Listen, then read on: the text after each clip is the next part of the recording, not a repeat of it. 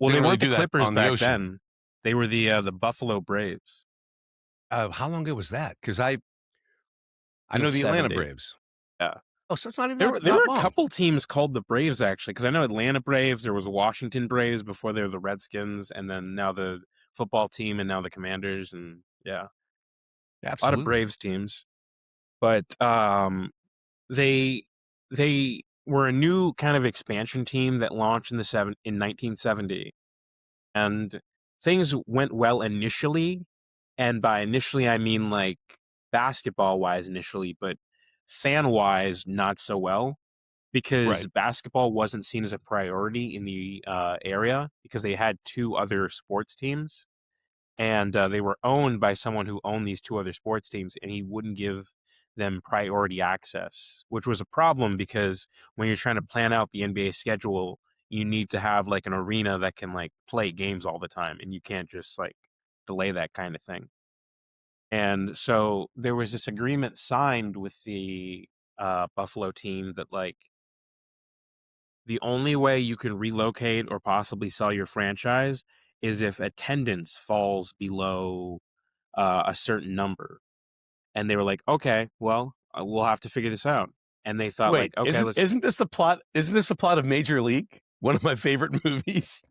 you know, I wouldn't be It is. They surprised if tried. that was That's what it was. Where the Indians could move. It like she wanted to take the team to California. She hated Cleveland, so the team had to do bad. So the attendance dropped, and she could get out. That's literally the evil owner in Major League.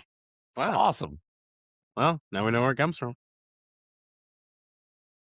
But yeah, that's how that happened. And then all the while, the team's actually doing really good. They make the playoffs a few years. They have this rising star in Bob McAdoo. They also have a really good coach, Dr. Jack Ramsey. But things still aren't going well. The team is constantly just hemorrhaging money because they can't like sell. They're not like able to sell like enough tickets because attendance is okay, but it's not like great, and like they couldn't obviously have the attendance and numbers they wanted because they don't have their own arena in the way that like the Lakers had at one point at this time the Forum, or how the Sixers had the Spectrum Center, stuff like that.